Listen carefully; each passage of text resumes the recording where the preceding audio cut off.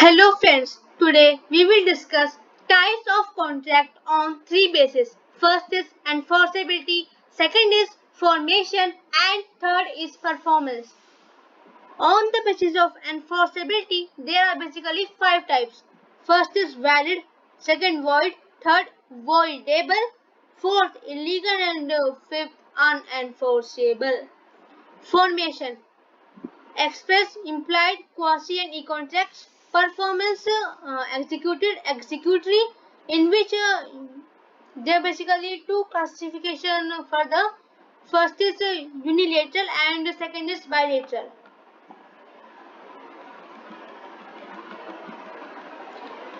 On the basis of enforceability, there are first is valid contract. And agreement which is binding and enforceable. Agreement वो जो binding भी है और enforceable भी है इज अ वैलिड कॉन्ट्रैक्ट. हमने last class के अंदर जितनी भी हमने एसेंशियल्स पढ़े थे वे सभी एसेंशियल्स एक वैलिड कॉन्ट्रैक्ट के अंदर आते हैं. एग्जाम्पल है A ask B if he wants to buy his bike for 50,000. B agrees to buy bike. Sorry, it is agreement which is enforceable by law, hence it is a valid contract. Void contract या ये कहे कि contract कोई है ही नहीं. Yes, ये एक zero contract है जो कि कोर्ट ऑफ लॉ के अंदर एनफोर्सेबल नहीं है. Example 18. A agrees to write a book with the publisher.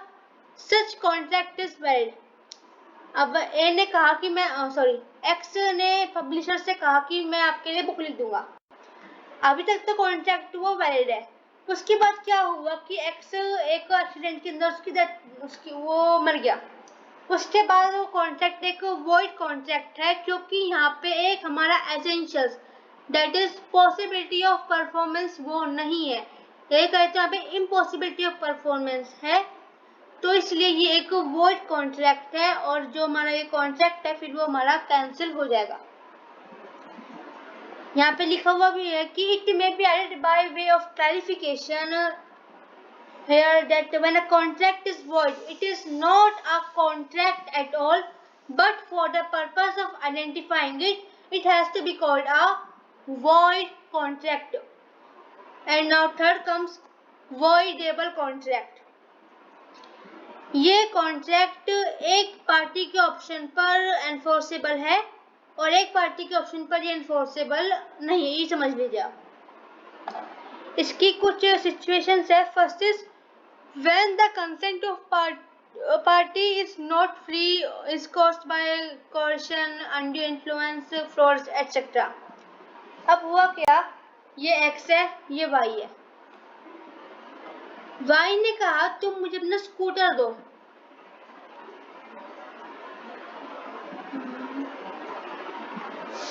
और मैं तुम्हें 1 लाख रुपीज दूंगा. पर लेकिन उसने क्या किया कि वाई ने एक्स के ऊपर एक बंदूक की नोक तान दी.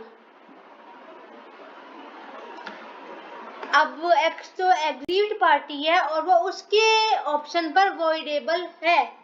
अगर एक्स उसे एक्सेप्ट कर लेगा तो वो एक वैलिड कॉन्ट्रैक्ट बन जाएगा और अगर उसने वो एक्सेप्ट नहीं किया तो वह कॉन्ट्रैक्ट वो मतलब वो उसके बाद वो कॉन्ट्रैक्ट एग्जिस्ट नहीं करेगा. मतलब अगर हमने कि अगर पार्टी कॉन्सेंट फ्री नहीं है, जिस पार्टी की ऑप्शन पर उसकी जो कंसेंट है वो फ्री नहीं है, उस पार्टी के ऑप्शन पर वो कॉन्ट्रैक्ट वॉइडेबल है.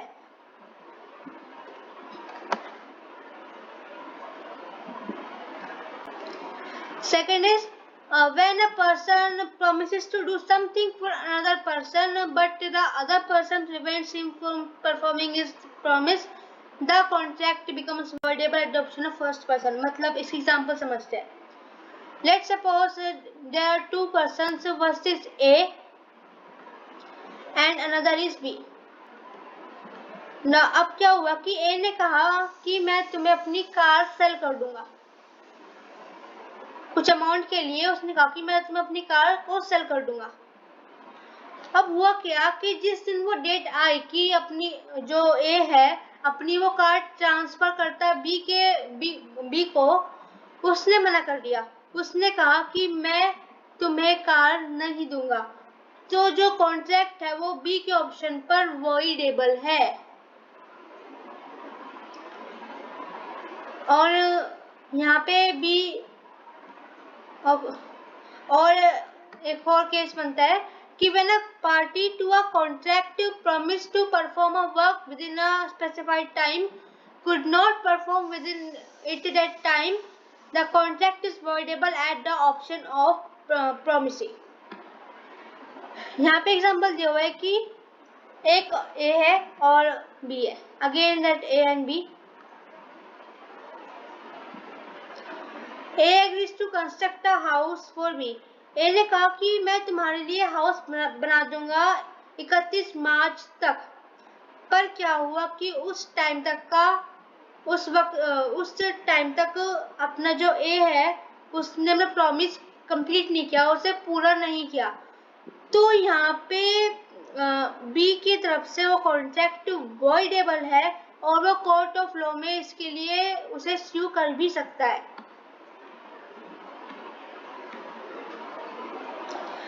अब यहाँ पे दिया हुआ है difference between void and voidable.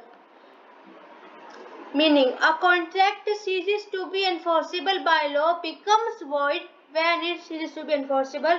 या बेसिकली वो कॉन्ट्रैक्ट जो कोर्ट ऑफ लॉ के अंदर एनफोर्सेबल नहीं है।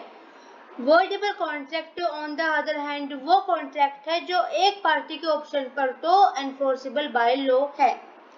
Second is enforceability. एक वॉइड कॉन्ट्रैक्ट को हम कभी भी एनफोर्स कर ही नहीं सकते क्योंकि वो एक जीरो कॉन्ट्रैक्ट है। पर जो वॉइडेबल कॉन्ट्रैक्ट है उससे हम एनफोर्स कर सकते हैं सिर्फ और सिर्फ एग्रीव्ड पार्टी के ऑप्शन पर। जैसे हमने देखा था ऊपर ये बी, यहाँ पे बी एक एग्रीव्ड पार्टी है। इस एग्जांपल में भी इसमें बी एग्रीव्ड पार्टी है और इसमें भी जो एक्स है वो एग्रीव्ड पार्टी है। मतलब इनके ऑप्शन पर हमारा कॉन्ट्रैक्ट वॉइड, हमारा जो ये इनके ऑप्शन पर ये एनफोर्सेबल बाय लॉ है। ये लॉ के द्वारा एनफोर्स करवाया जा सकता है इन्हीं के ऑप्शन पर, जो मतलब एग्रीव्ड पार्टी के ऑप्शन पर। Cause a contract become void due to change in law. अब अगर लॉ ही चेंज हो गया और उससे कुछ काम होना था उससे संबंधित तो कॉन्ट्रैक्ट वॉइड होएगा ही।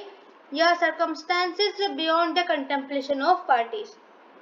जैसे हमने ऊपर एग्जांपल देखा था कि एक्स और पब्लिशर के बीच में एक कॉन्ट्रैक्ट हुआ पर लेकिन एक्स की डेथ हो गई, इसकी वजह से वो कॉन्ट्रैक्ट वॉइड हो गया। तो ये इसका एक कॉज है। And a contract becomes a voidable contract if the consent of the party was not free। हमने ऊपर जितनी भी सिचुएशंस देखे, अगर उनमें से कोई भी स्थिति वहां पर है तो वहां पर वो जो कॉन्ट्रैक्ट है वो वॉइडेबल कॉन्ट्रैक्ट है।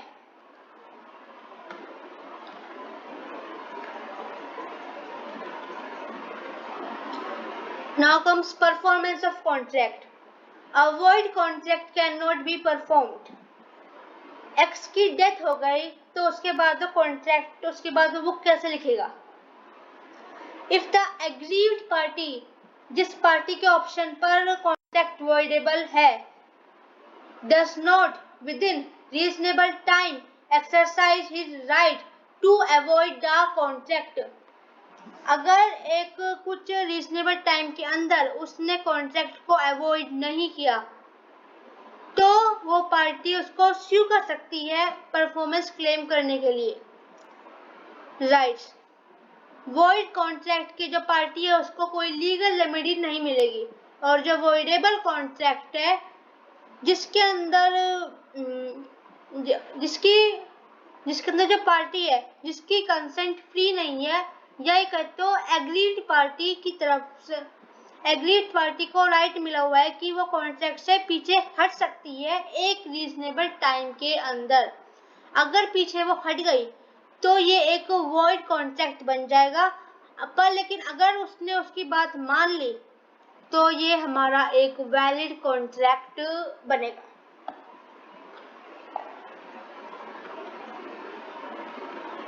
इलीगल कॉन्ट्रैक्ट वो कॉन्ट्रैक्ट जो लॉ फॉरबिड्स करता है।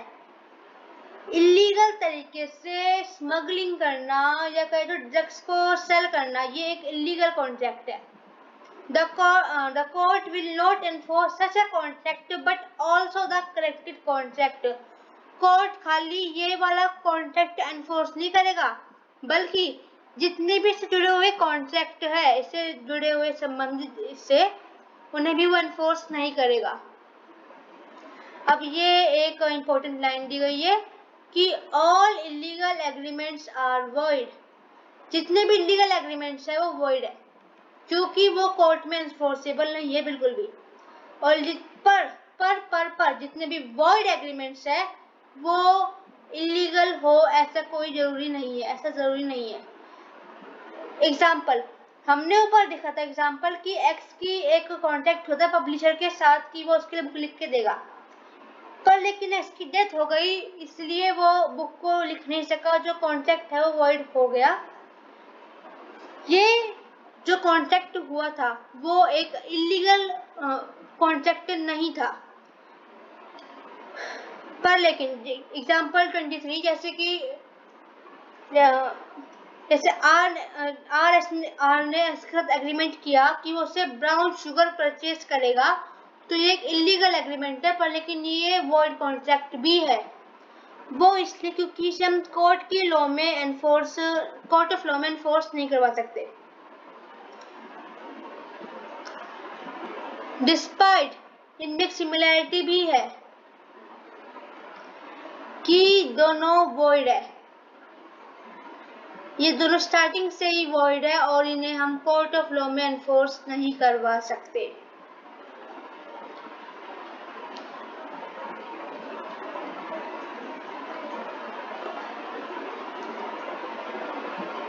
अब नीचे आपको डिफरेंस दिया हुआ है वॉइड का और एक इलीगल एग्रीमेंट का।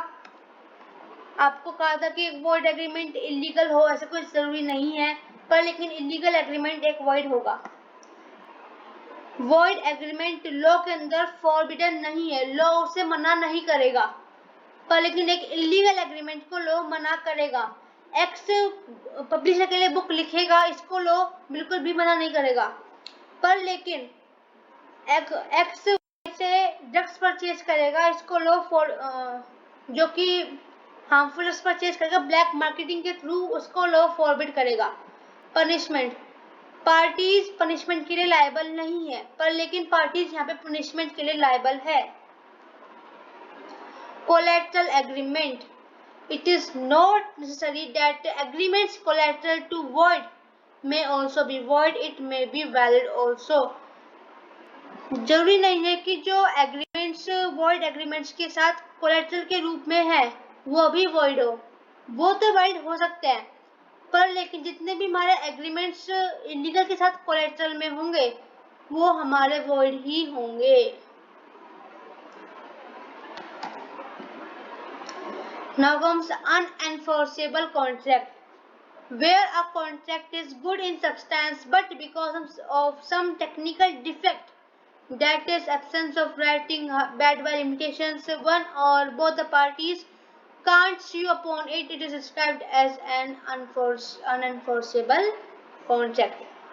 वो कॉन्ट्रैक्ट जिसमें कुछ टेक्निकल डिफेक्ट है और इसी वजह से दोनों पार्टीज एक दूसरे के ऊपर केस नहीं कर सकती, तो उसे कहेंगे अनएनफोर्सेबल कॉन्ट्रैक्ट।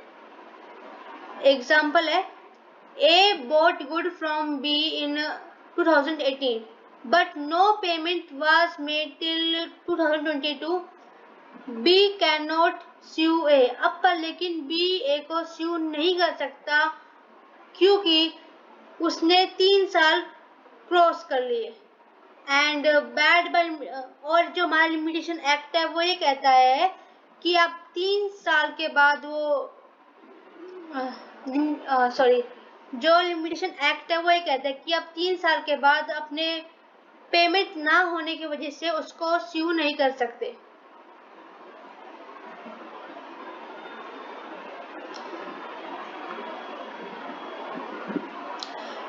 अब यहाँ पे जो कॉन्ट्रैक्ट है वो एनफोर्स इसलिए नहीं हो पाया क्योंकि यहाँ पे टाइम पीरियड क्रॉस हो गया। पर लेकिन अगर यही जो हमारा ए है वो 2019 में बी को स्यू करता, सॉरी जो हमारा बी है वो 2019 के अंदर ए को स्यू करता तो उसको उसके पेमेंट मिल सकती थी। पर लेकिन उसने 3 इयर्स को क्रॉस करने के बाद उसे कोर्ट में स्यू किया, कोर्ट में उसको ले जाया गया, इसीलिए यहाँ पे जो है उसको पेमेंट वापस नहीं मिलेगी।